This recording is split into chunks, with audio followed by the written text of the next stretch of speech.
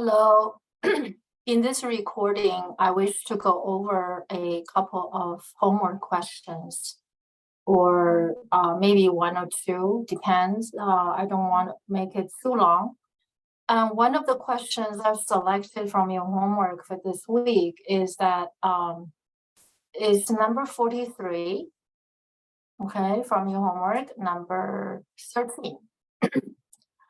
On this question, on this function, we're going to, excuse me, we're going to do all of these tasks, okay? So first, we're going to take a derivative, okay, take a derivative of the function. Before we take the derivative of the function, and we need to be aware of the domain of this function. The domain of this function, we have to make sure that 6 minus x, which is in the square root, 6 minus x has to be at least 0. And solving this inequality is by adding x on both sides. So we get x must be less than or equal to 6. So that's our domain. So for the interval will be from -infinity to 6. And next, we're going to take a derivative. We're going to take a derivative. We take a derivative of this function. Oops. Okay, we want to write it in the math mode. Okay, so f prime, that equals to, that's what we're going to apply product rule. Excuse me. When we apply product rule, this is f and this is g, right? So you know product. Excuse me, you know product rule. So the derivative of x is 1. 1 multiply the square root of 6 minus x plus,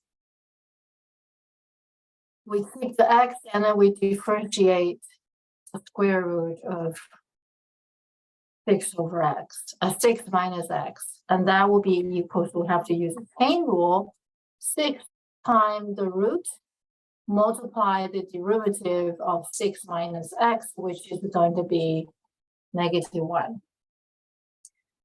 And at this point, you can see we have denominator now. So to guarantee the denominator is not 0, so you, in addition to this domain requirement, the domain for the derivative would be x less than 6. Okay, x can no longer equals to 6. Okay, x less than 6. And as this result, you can see 6 is in the domain of the function, but it is not differentiable. It's not differentiable. So the derivative of the function, the domain of the derivative does not include 6. This makes 6 to be qualified to be a critical number. Okay, if you recall the definition of critical number, the critical number must be in the domain of the function, and the derivative either exists, okay, and equals to 0, or the derivative does not exist as 6. It does not exist as the critical numbers, right? So these are the two criteria.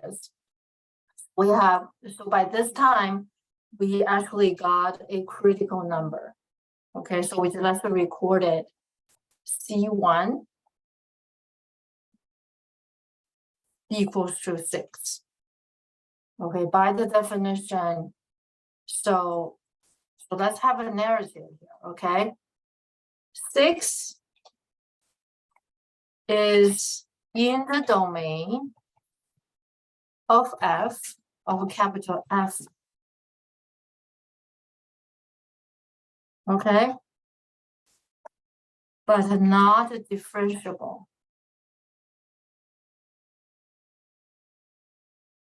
Not differentiable. By the definition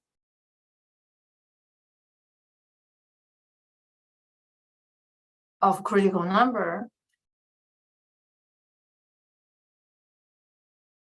C1 is a critical number. Okay, so we got the reason explained, right? We go by definition. And next, we have the derivative, so we have to continue to search if there are other critical numbers, okay, to reduce this function. And we want to, don't forget, right? What we do is closely related to what we need to answer, what questions we need to answer. We need to answer the question where the function is increasing or decreasing, and that calls for, we need to know the sign of the derivative. If the derivative is positive, it's increasing on the interval. If the derivative is negative, it's decreasing on the interval. So we need to determine the sign of the derivative. In order to determine the sign of the derivative, it's best if we can get it in a factor form. And here we don't have a factor form. So we're going to make it into a factor form. Because once we have the factor form, we will be able to apply principle number 6.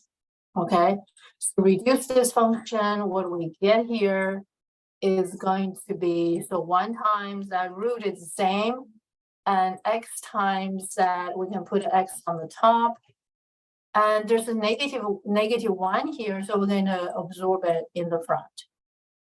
Okay, and then we need a common denominator. The common denominator obviously is 2 times square root of 6. So we're going to apply principle number 1. Okay, we do all of these in the domain of the derivative. So now we have the common denominator. So this piece multiply that piece, that's going to be the square root being squared. All right, so we have multiplication of these radicals. So that will result in this being squared. Okay, and just to be reminded, right, the square root of something, okay, I'm not going to use x, I'm going to use a different symbol, right? The square root of something and then being squared is going to be equal to the same number, because by domain requirement, omega must be at least 0. In comparison, be reminded that if we have omega squared, right, and these two are not the same, right? So these two are not the same. And this latter one equals to the absolute value of omega. Okay, just a little trip to algebra.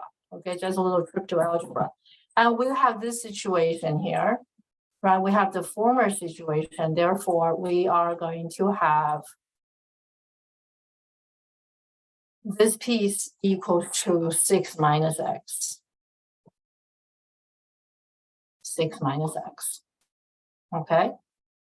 Now, we got the same denominator. We're going to combine the same denominator into one fraction. So this subtracting numerator. So this is going to be minus x. On the first two, we're going to distribute the 2 to 6 and negative x. So we'll get a 12 minus 2x. Wait, minus 2x. And minus 2x minus x, that makes minus 3x. Okay? All right. The first order derivative now is in factored form. In fact, we can make it even more in a simpler factor form, which we can factor out the 3 on the numerator. Okay, if we factor out the 3 on the numerator, we will have 4 minus x. And 3 is being factored out. And this will be more compact, right? This is simpler. The denominator for sure is always going to be positive because x is less than 6. right? So the numerator, the sign of the numerator will determine the sign of the derivative. And the sign of the numerator, of course, is determined entirely by 4 minus x. So 4 minus x may be positive, may be negative, because x is less than 6, right? So let's look at the sign of 4 minus 4 minus x. If we look at the number line, okay, our largest number in the domain is 6, not including 6, right? So 4 is the number where the sign changes for 4 minus x, right? So when we pick a number less than 4, pick any number less than 4. So you pick 0. 0 minus x is going to be what? Is going to be negative, right? So when x is less than, when x is less than 4, no, 4 minus x, this is going to be positive, my bad. Okay, because when x is less than 4, we pick 0, for example. 4 minus 0 is positive. So this is a positive in this interval. Add 4 is 0, right? So 4 is a critical number, right? So I'm going to mark this as what I'm doing. Sign of 4 minus x. Okay, you must tell the reader what you're doing here. Okay, so I'm telling my reader and myself what I'm doing this for. Okay, I'm doing this to show the sign of this difference, 4 minus x. So when any number is chosen, okay, any number is chosen here, and I plug in here 4 minus x, because it's going to give me a positive. It's going to give me a positive number. Okay, if I pick a number between 4 and 6, right? If I pick a number between 4 and 6, and say I pick 5, 4 minus 5 is negative. So here is going to be negative. And of course, I cannot choose 6 because 6 is not in the domain of the function. Okay. All right. So that's the sign distribution. After we're done with the sign distribution, how about the sign of the derivative? Right. So we're more interested in the sign of the first order derivative. So the sign of the derivative.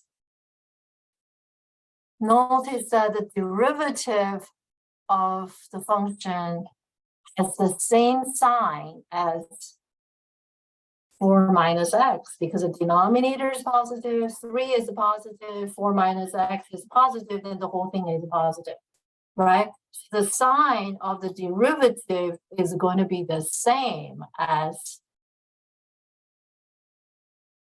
what, whatever sign 4 minus x is going to be. And therefore, in this interval from negative infinity to 4, and that is the f is increasing.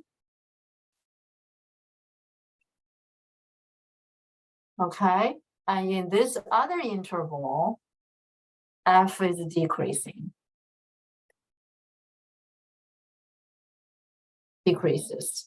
F decreases. So we're going to put that in the narrative to answer the first question. Okay, find the interval on which f is increasing or decreasing. Okay, so you say f. You can also say the derivative of the function is greater than 0, right? You can just give a little reason. So when x is less than 4, right? The derivative is greater than 0. Therefore, f is increasing on that interval. Okay, on that interval. You can measure the interval, but you already mentioned the interval at the beginning. right? So so this is going to, if you want to mention the interval, that's going to be negative infinity to 4, right? And the other interval, which is going to be between 4 and 6, less than 6, right? The derivative of the function is negative. So you tell the reason, then you say f is thus decreasing. So f is thus decreasing. If you want to mention the interval, you can say 4, 6. Okay, but this latter interval, if you have this already, you don't really need this. If you have this being mentioned, but you have to tell the increasing, decreasing, where. So these two, this inequality and the interval, you don't have to mention them at the same time. You just mention one of them to be fine. Okay. All right. So we got the first question answered. Let's look at the second question. Find the local max and local min. Okay, so it will be, because we already have the sign of the derivative, and so you can just use first derivative test. So f, right, so the f prime, right, changes from positive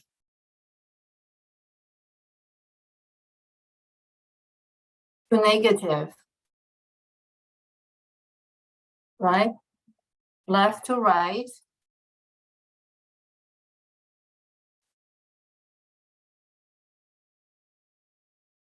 At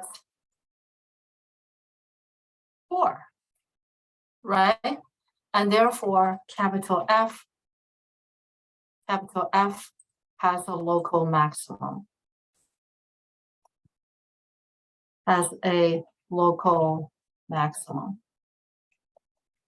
It has a local maximum, okay, at 4.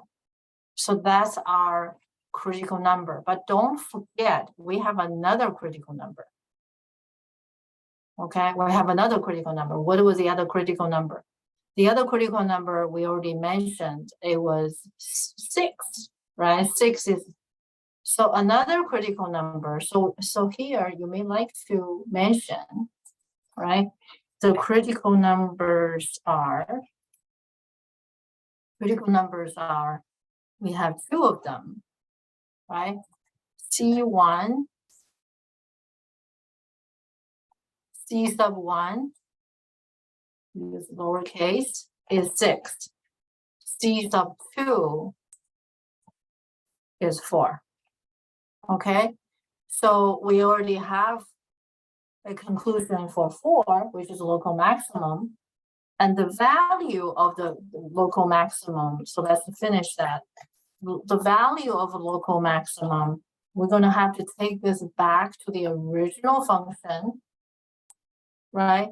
And substitute x by 4. And so this is 4, and 6 minus 4 is 2. So I have 4 times square root of 2 as local maximum. Okay, so 4 tells the where, and this is the what. Where, what, right?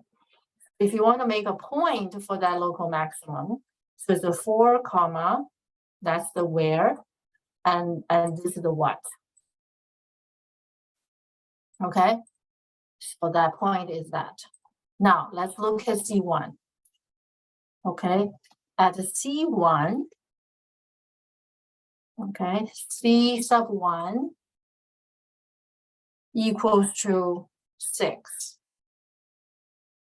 Do we have a local maximum or do we have a local minimum? And since we decreases all the way to 6, right? So from 0, the function decreases.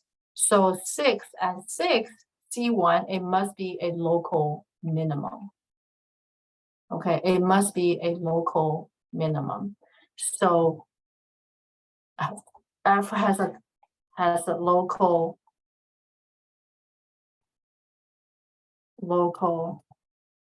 minimum. And that local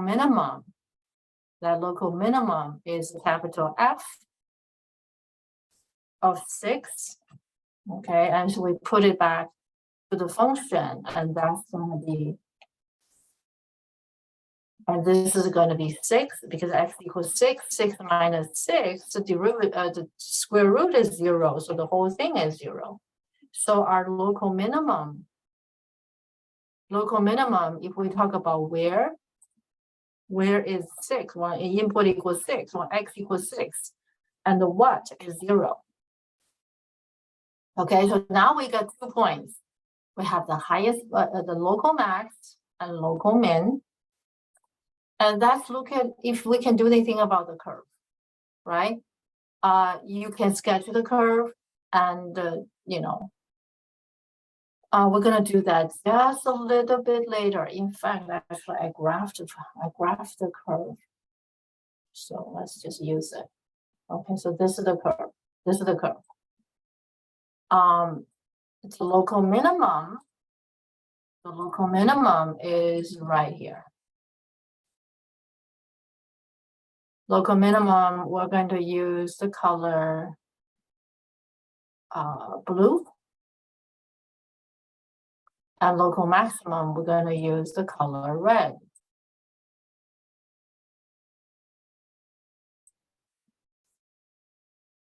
Local maximum.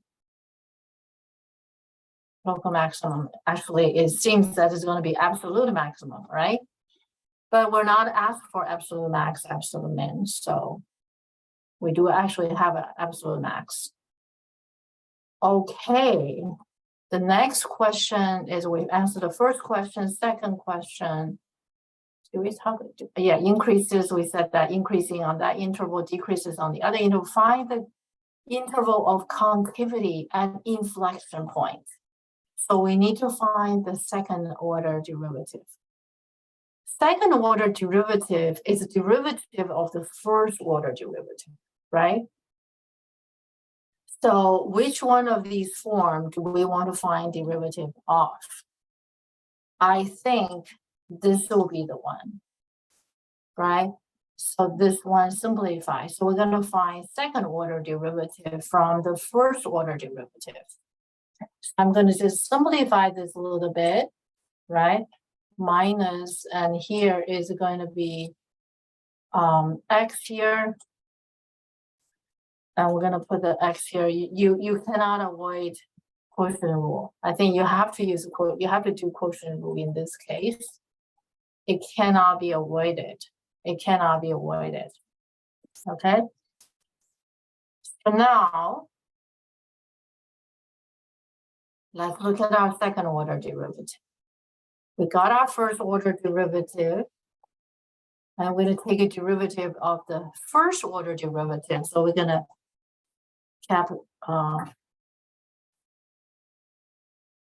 F double prime. Wait, let me change the color. Double prime. That will be the derivative of the first order derivative. You can write it that way. So let's take a derivative of the first one. Root of 6 minus x, right? So we're going to use chain rule. So this is a 1 over 2 times 6 minus x. And then we take a derivative of 6 minus x. That's going to give us -1. So that's -1. Okay. The second piece, we have to use a quotient rule. So before we use a quotient rule, what I like to do is that I'm going to put a 1/2, the constant, outside. I'm just taking quotient rule on the x over square root of 6 minus x. So this would simplify, we don't have to deal with the 2. Okay, so I'm going to just take a derivative of Let me see. Let me just express it for you. Okay. Do you have to do this? The answer is no. You don't have to do this. But if you do this, it's reduce the noise. Okay, reduce the noise that you have to deal with the number 2 in case you forget. You know, I'm extra cautious because if I make a mistake, I do make mistakes and I don't mind you see the mistakes, but I just try to reduce that. Okay, so now we have, we're going to take a derivative. So this piece, I'm going to keep it. Okay, you can write it whichever way you want. Okay, so I'm going to just leave it as is. 1/2. So now I'm going to apply quotient rule. Quotient rule that I'm going to take the denominator and being squared, and the derivative of x is 1 multiply, you know, root of 6 minus x minus, and this time I'm going to keep the x. I'm going to take a derivative of root of 6 minus, I'm taking derivative of this piece, right? And what would that be? That will be by chain rule.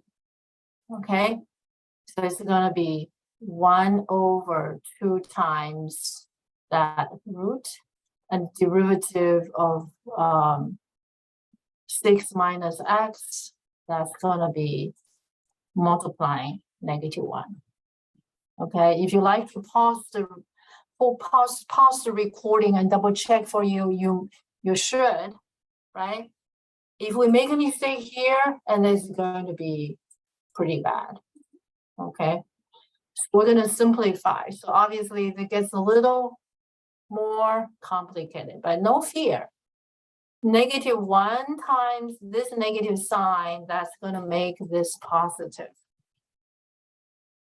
Right? We have a complex fraction here. So what are we going to do with a complex fraction? No fear. What are we going to do is that we're going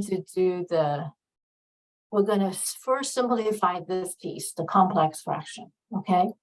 And in this complex fraction, we are going to multiply the denominator, right? You can treat it as a common denominator, or you can multiply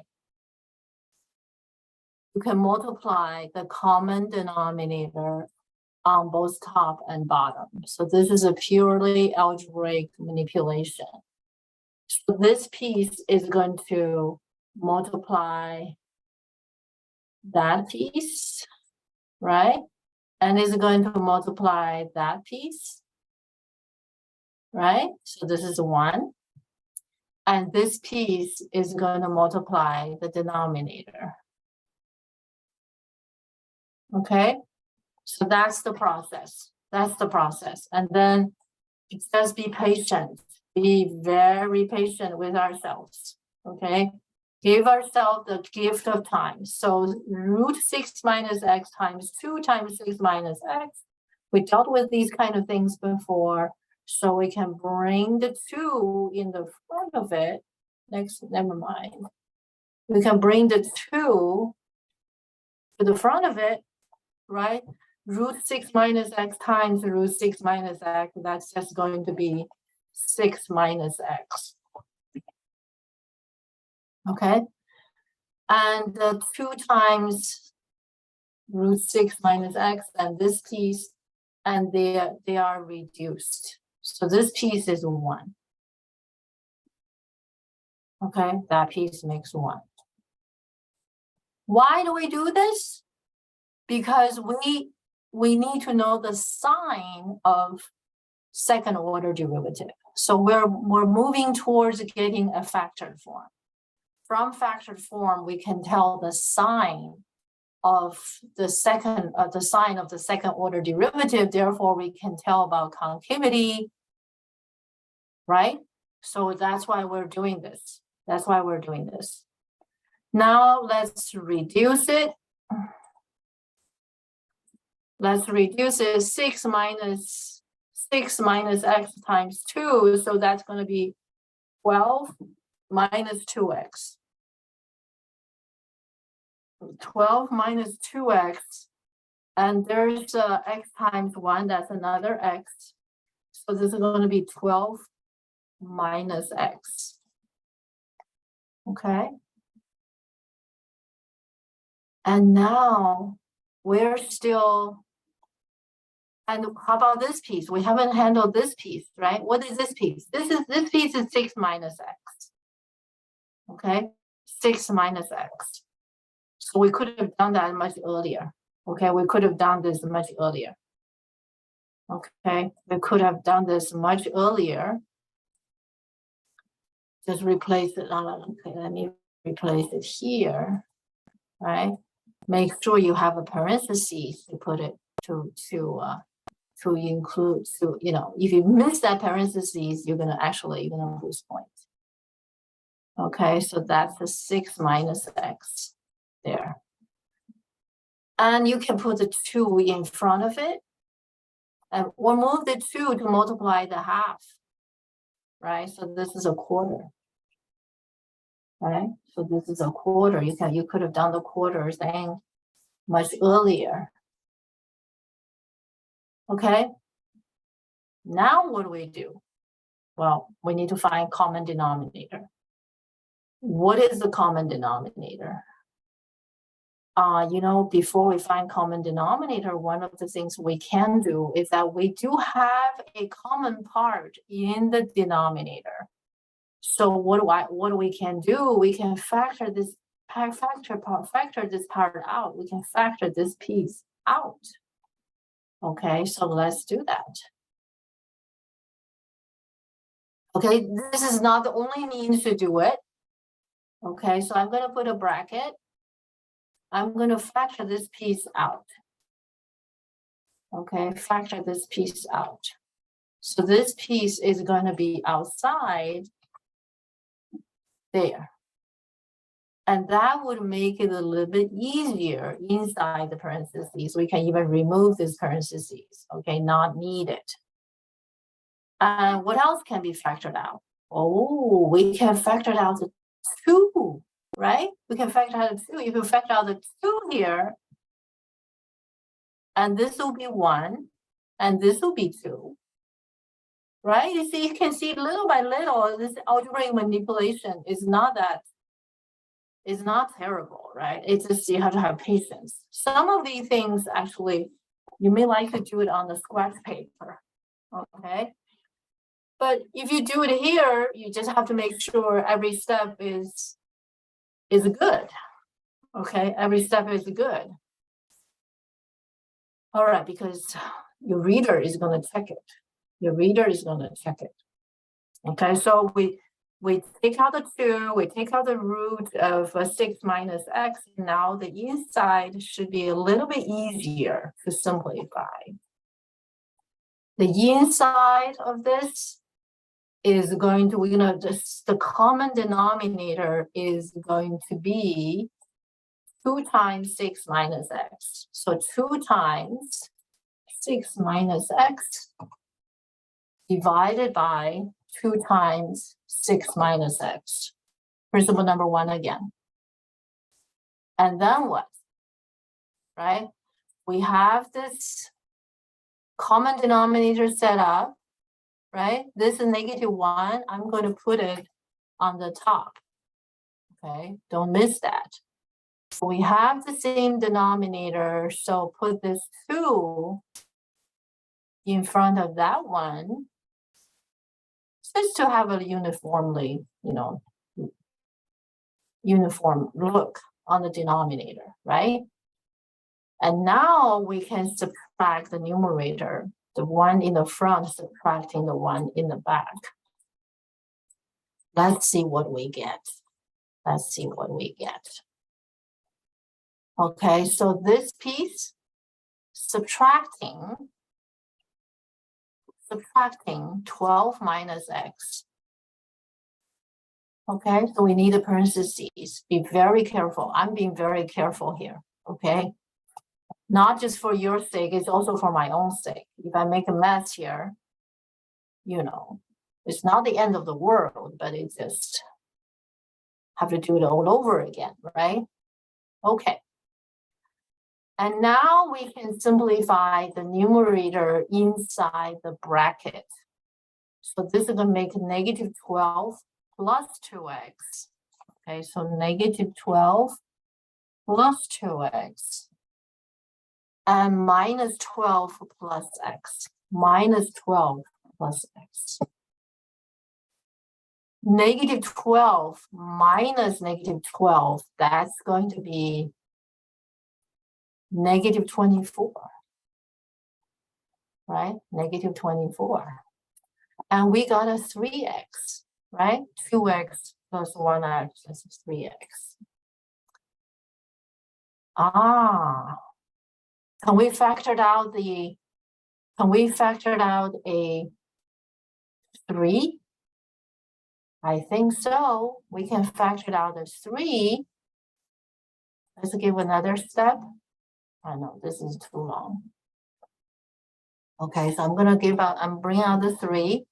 So it's a negative 8 plus x. So this is really x minus 8. So what kind of factor form do we have now? We can remove the bracket, right? This is just a multiplication. 2 and 2 can be combined into 4. Are we right? That's the question, right? That's the question. I think that you want to go back and double check. You want to go back and double check. So what do we get here? Well, x minus 8, 6 minus x. Okay, 6 minus x is always positive. This is always positive. X minus 6, x is always less than 6. So x minus 6 is always negative. So this whole thing, okay, so let me write down the second order derivative here. Okay, let's look at the sign because we need to tell the concavity. And of course, we're going to set it equal to 0. But since the domain for the second order derivative is x less than 6. Domain of this function. Domain is second order derivative is what? Is still x less than 6. Okay. Because only after we take first order derivative, we take second order derivative. So second order derivative is only done within the domain of first order derivative. And for first order derivative, we have x less than 6. The second order derivative from this form, we have x less than 6 again. We can remove this parentheses if you want, but if you look at the sign, what kind of situation we have here, right? This is a positive, this is negative, and 6 minus x is a positive. X minus 8, because x is less than 6, right? If x is less than 6, then let me just put in more words for it. So I just want to make sure, since you're not in front of me, so I just want to make sure you guys follow me. 6 minus x is going to be positive, and x minus 8 is going to be negative. So the entire second order derivative is always going to be negative. Okay, and this is the reason. Okay, so we can say because if the derivative, second order derivative is negative on the entire domain, what does that mean? The entire function is concave down. Is concave down in its domain.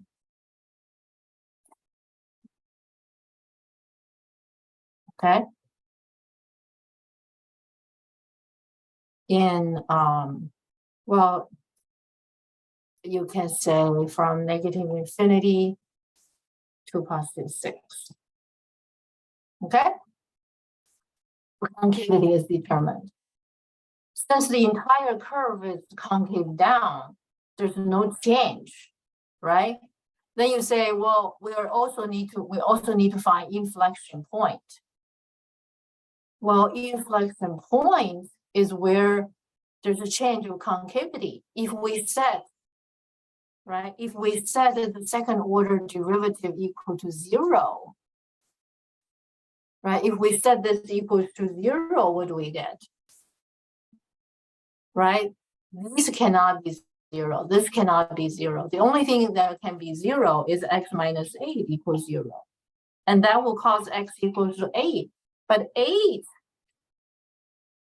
is outside the domain, right? It's outside the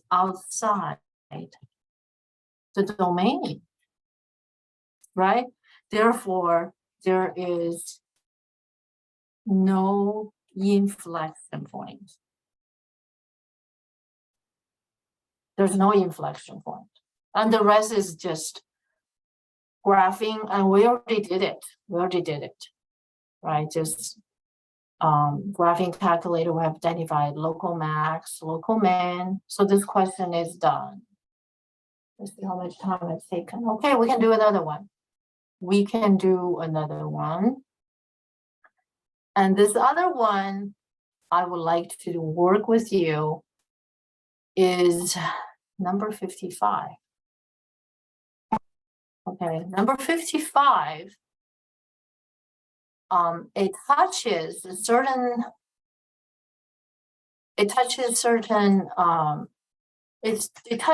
logarithm domain determination. Okay, and this function is f of x equals to ln of 1 minus ln x. How do we determine domain of this function? How do we determine the domain of this function? Because everything we do, taking derivative, is going to be in the domain of this function, right? And first of all, you're going to have to see the entirety of the highlighted part. And this piece has to be positive because the domain of ln of anything, whatever is being ln, must be positive. So this piece must be positive. Okay, so we need to guarantee this piece is positive. And going inside, right, ln x, and this x has to be positive. Okay, so we have these two conditions must be satisfied.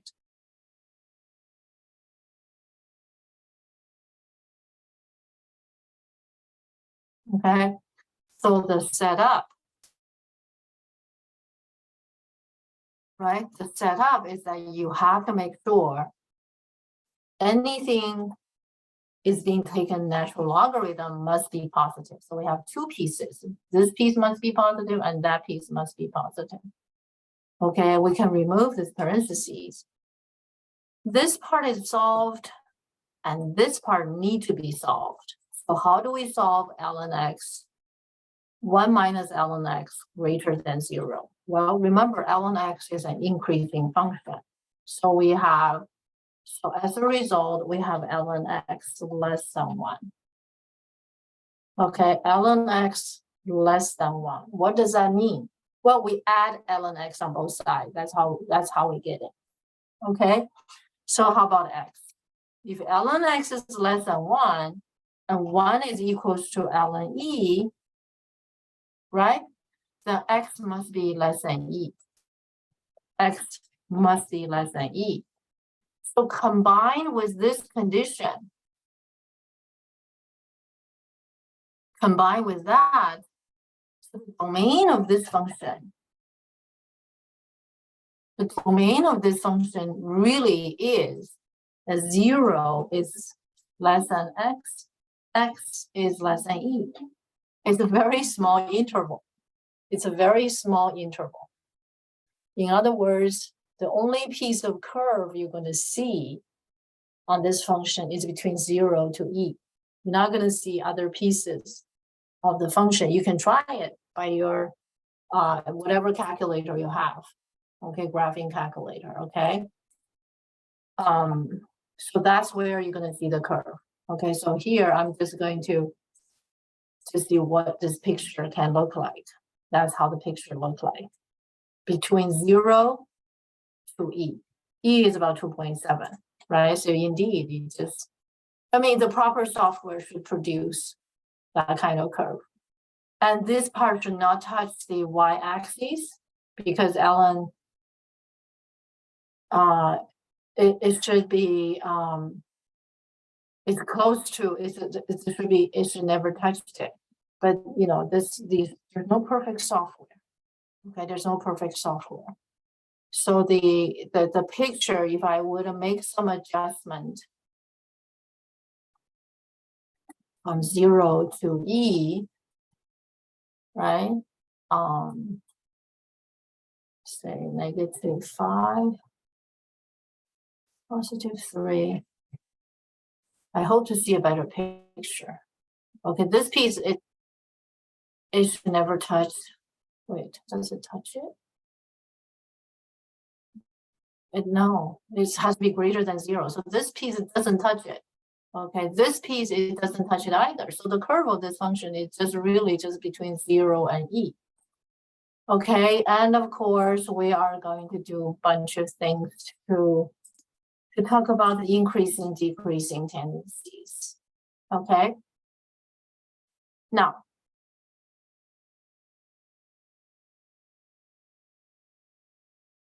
okay, local max, local min, and let's see algebraically what are we going to get. Okay, we got the domain. So we're taking derivative of this function in that. Okay. Derivative equals to, and we also have to study the concavity. The derivative of this function, chain rule. Okay, chain rule.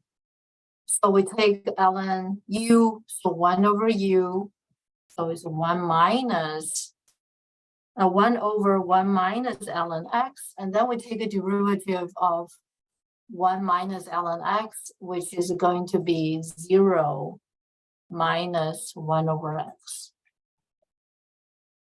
Okay, so the derivative of this function is, after we simplify it, is going to be, there's a negative sign here, 1 over x, and parentheses 1 minus ln x. So that's the derivative. Does it introduce more domain concern? Does it introduce more domain concern? Right? X cannot be e. Right? X is between 0 and e. So ln e is 1. Right? So our domain doesn't change. Domain doesn't change. It cannot be 0, right? It cannot be 0. And the denominator, 1 minus ln e cannot be 0. It's already positive, so right? So the domain has stayed the same for the first order derivative. Okay, so if we set it equal to 0, what if we set it equal to 0? If we try to find critical number, we set the derivative equal to 0. Do we get a solution? Denominator can never be 0, right? Numerator is not a 0. There's no solution. No solution. What does that mean? This means that the derivative will never be zero. Okay, the derivative will never be zero. If the derivative is never zero, that means there's no critical number. No critical number. Then, of course, we know the critical number, there are two categories. One is the function's defined, but the derivative doesn't exist, right? But the derivative of the function and the original function has the same domain, so we don't have such a number.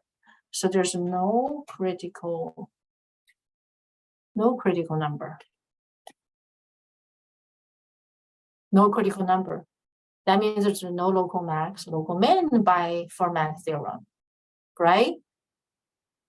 So Fermat theorem is very useful. If the derivative is not a zero, then there's no local max nor local min. And the other kind of critical number doesn't exist either, so we have no critical number. Now the question is the function increasing or decreasing? Right? Since x is between 0 and e, this is a positive. But x is less than e, right? X is less than e. And ln x is, you see, this is the R situation. Okay, x is less than e, right? So then of course, x is larger than 0. Right, so if we take ln on both sides, so ln x is less than ln e, and ln e equals to 1. Therefore, if you have ln x less than 1, right, 1 minus ln x is a positive. 1 minus ln x is a positive. So this piece is a positive. So the whole thing is a positive, and there's a negative sign in front of it. So the derivative is what's going to happen. The derivative is always negative. That means the function f, okay? So this is always less than 0. It's always less than 0 in the domain, in the entire domain. So what does that mean? For all the x, okay, so let me write down that notation. For all the x between 0 and e, right? X between 0 and e, therefore, the entire function f is decreasing on the interval 0 to e, which is the domain of this function. Okay? No local max, no local min. No local max nor local min. And so the first question is answered, it's decreasing on the domain. And the second question is also answered, there's no local max and no local min. Okay. So no local max nor local min. And then let's look at concavity. Let's look at concavity. Is it concave up, or do we have an inflection point? Okay, so for concavity, we have to find the second order derivative. Okay, let's see. We're going to take a derivative of the first order derivative in order to find second order derivative. And we have first order derivative right here. Right, we have second order derivative here. And which form do you want to find derivative of the derivative? We are probably stuck with this form. In other words, we have to use quotient rule. We have to use quotient rule. Of course, you can think of using chain rule, and then product rule, that would be fine too. Okay, that will be fine too. But I'm going to use the quotient rule. Okay. Why am I using the quotient rule? So the derivative, second order derivative is the derivative of the first order derivative. Okay. So you may like to pause a little bit and find your own. Any way you want. Any way you want. So I'm going to use the quotient rule. Okay. And I will put the negative sign. There's a negative sign, so I'm going to leave the negative sign outside my quotient rule. So I'm only applying quotient rule to this piece. So the negative sign is outside.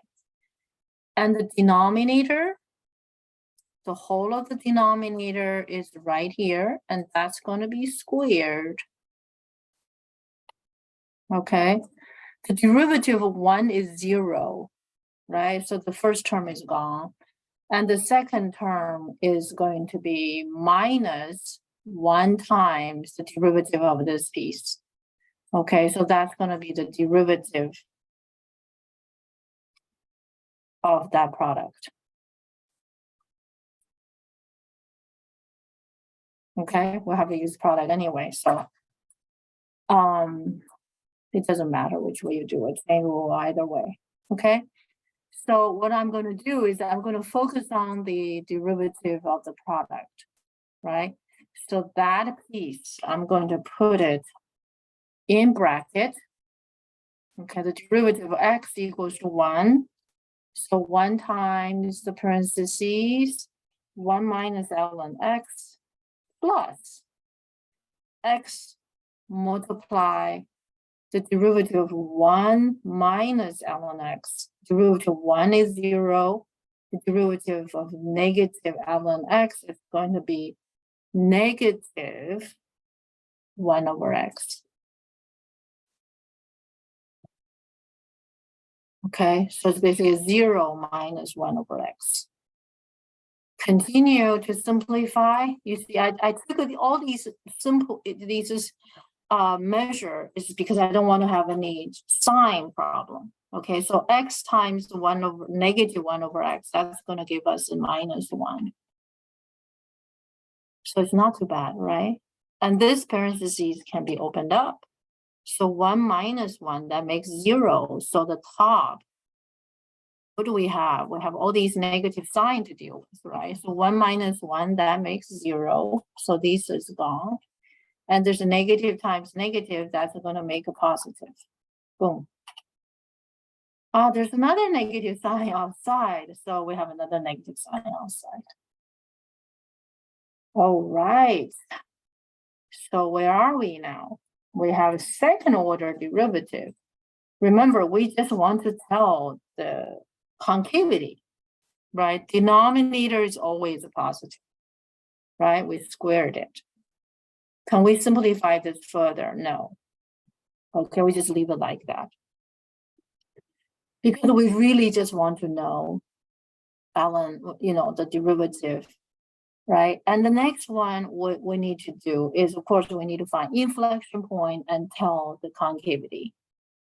Okay. What we can do is that we can set second order derivative equals to 0. Okay, so we set that piece equals to 0.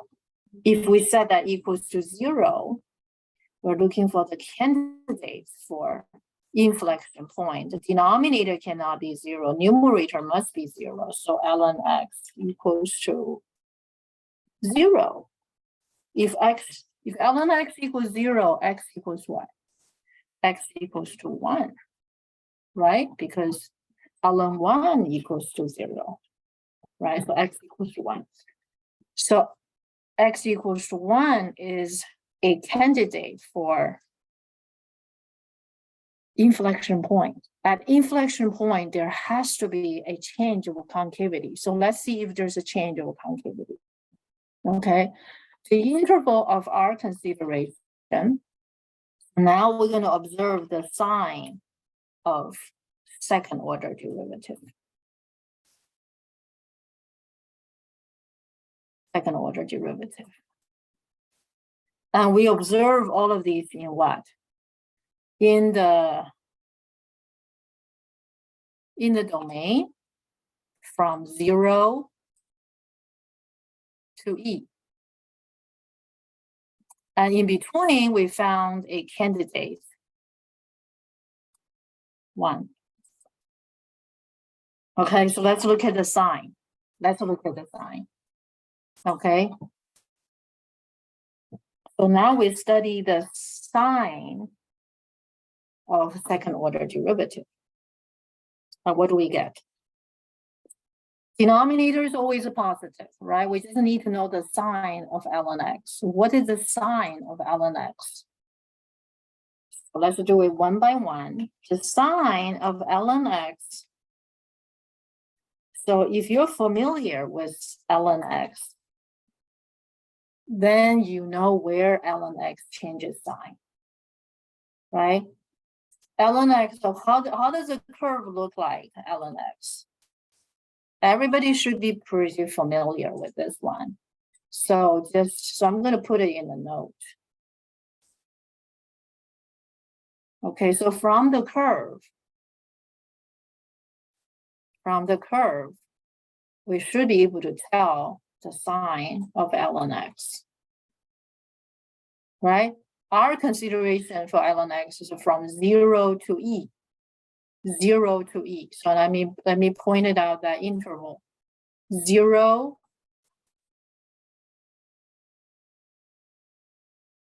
okay, because that's the domain of this particular function. Okay, the ln x has all positive number as its domain. Okay, but in our specific case, we are only concerned with 0 to E. So between these two numbers. Okay, so let me mark it as an interval. So you know what we are talking about. Right, so only this piece. Only on this interval, we know ln x. Right, so let me move it just a little bit over this way. So for ln x, the sign of ln x, how does the sign of ln x work? Between 0 to 1, ln x is what? It's negative. At 1, it's 0. Right? After between 1 and E is positive, right? The curve is above. So this is positive. Right? Above x-axis as positive. Below x-axis is negative. So that's the sign of ln x. If we know the sign of ln x as distributed as such, what about the sign of second order derivative? Well, positive, and there's a negative sign in front of it, right?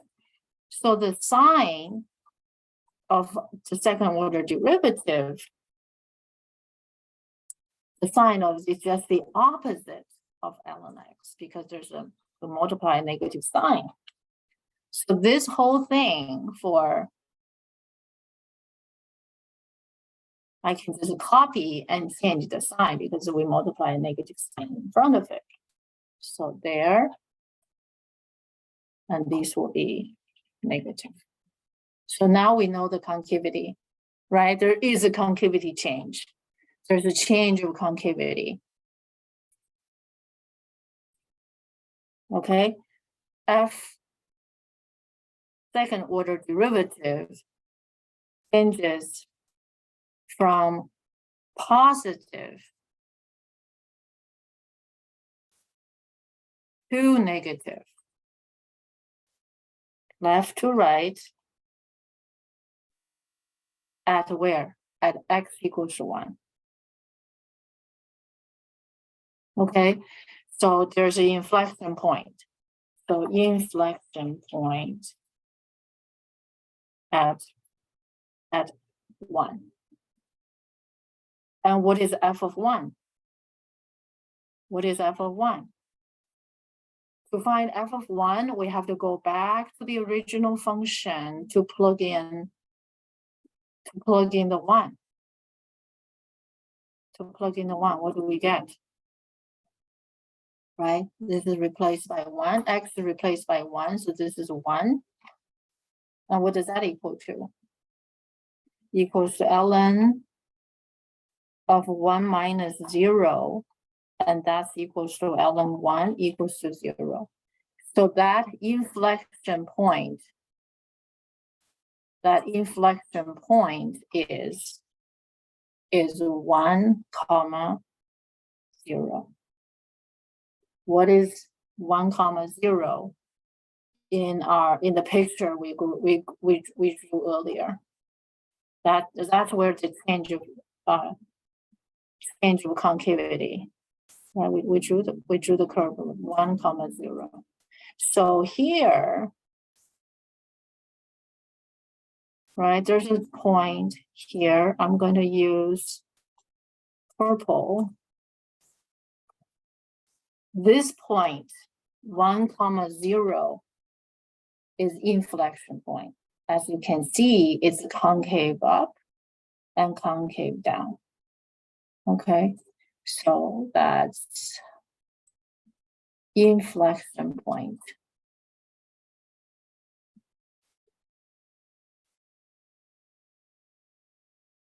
Inflection point, which is 1, 0. Okay, I can, it's okay, that color is fine. Okay, and the curve is sketched. The curve is sketched as a result. And so that's all for this question. Okay, we have answered all the questions. Let's summarize. Okay, the function is entirely decreasing on its domain. The domain is pretty small, from 0 to e. But we have an inflection point. We have an inflection point. There's no local max, there's no local min, but there's an inflection point. This is a very, very good example. All right, so this is, I think it's about an hour, maybe a bit more. I think I'm going to close this recording. Thank you for watching. If you have any questions, please don't hesitate.